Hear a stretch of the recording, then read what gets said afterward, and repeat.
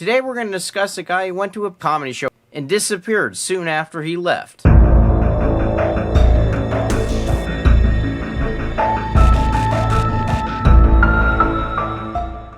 On today's episode of Crime Duh, we're going to be talking about the Kyle Fleischmann case. Kyle was a young man who disappeared mysteriously from Charlotte, North Carolina in 2007. Kyle was born on September 24th, 1983. He had two younger siblings. Kyle's family moved to Charlotte, North Carolina in the year of 2000 for Kyle's father's job at Fidelity Investments. Kyle graduated from Charlotte Catholic High School and later graduated from Elon College in 2006 with a degree in business administration. Kyle was a guy that had friends and was described as caring and trustworthy. His father described him as someone who wanted to share the spotlight. Kyle did not act as the world revolved around him. He was also described by his father as a charismatic guy who would do well in job interviews. Elon University is in North Carolina, which is about 20 miles east of Greensboro, North Carolina. After his graduation from Elon University, Kyle took a job as a healthcare recruiter and lived in an apartment complex with two other guys who were his roommates. In 2007, Kyle's world changed for the worse when his mother, Barbara, was diagnosed with cancer.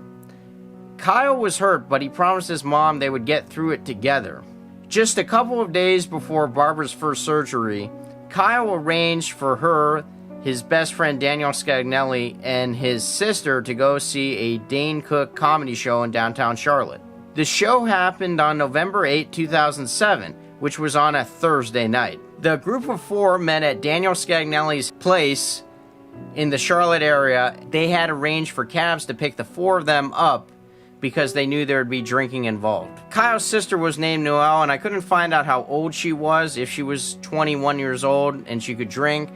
I wonder if that had anything to do with them taking cabs. It's just something to ponder. Maybe that's something you could leave in the comment section below, if you know the answer. The comedy show was in and the big basketball arena in Charlotte, which is now known as the Spectrum Center.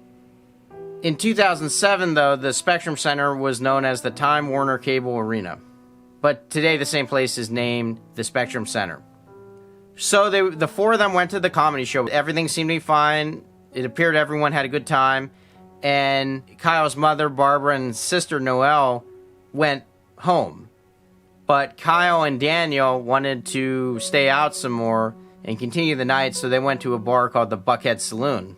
I've seen reports of the Buckhead Saloon, which is now out of business as of 2023 in the Charlotte area.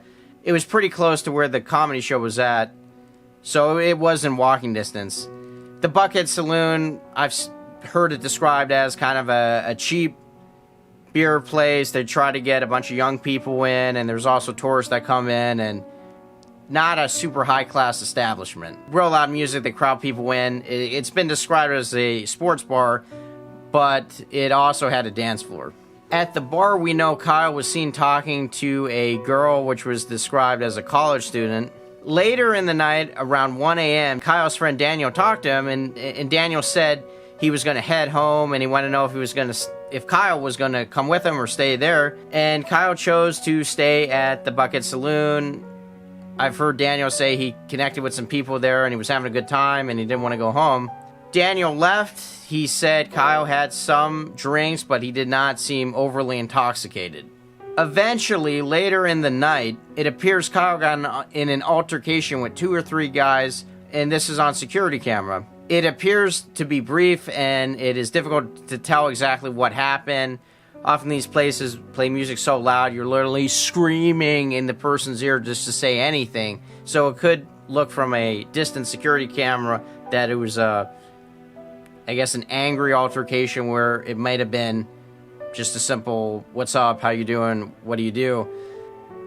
But many people believe that those two or three guys were somehow connected to the girl Kyle was seen talking to, and some people believe that it might have been her boyfriend and his friends who talked to Kyle. Kyle left shortly after that altercation with the couple of guys. Kyle left the bar around 2:20 a.m. without his coat and debit card.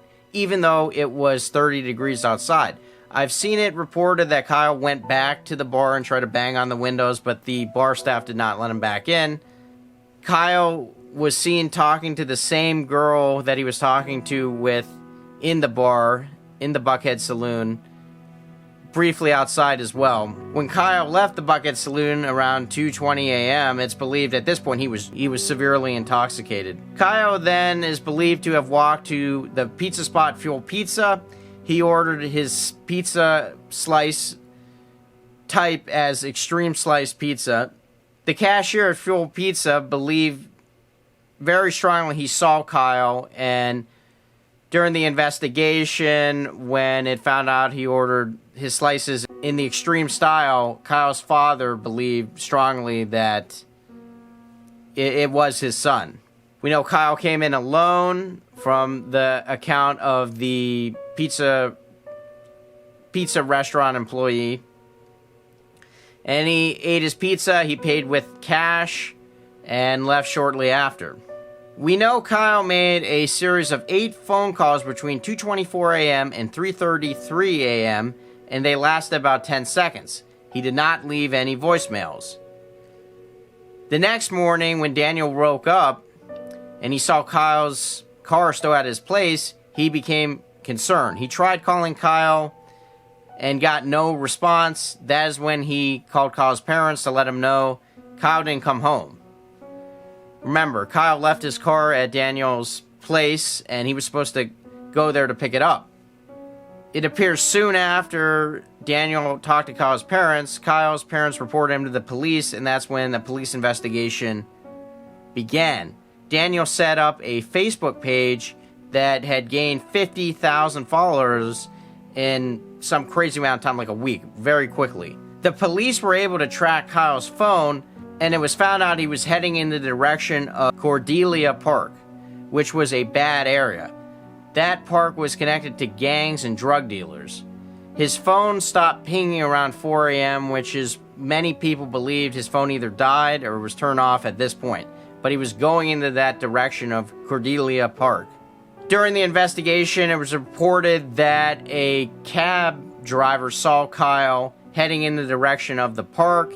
He thought it was odd because he did not have a coat, and he just described Kyle as looking kind of lost or didn't know what was going on. So in the immediate days after Kyle's disappearance, there was cadaver dogs brought in trying to find a scent of Kyle's near the park, in the park of Cordelia Park, and one of the searchers talked to a homeless person, and he stated that Kyle was killed by gang members. No evidence was ever found confirming or denying this, but that's what this person said. During another cadaver search, they were able to track Kyle's scent to a construction area about 200 yards from the park. The area was searched, and they were not able to find any evidence of Kyle. And after those kind of initial searches, no real evidence, direct evidence, was ever found of Kyle's disappearance. Let's talk about theories now. It's pretty much largely believed that Kyle ran into foul play going in the direction of Cordelia Park. He could have been mugged or kidnapped. But the thing that's weird about that is Kyle didn't have anything on him.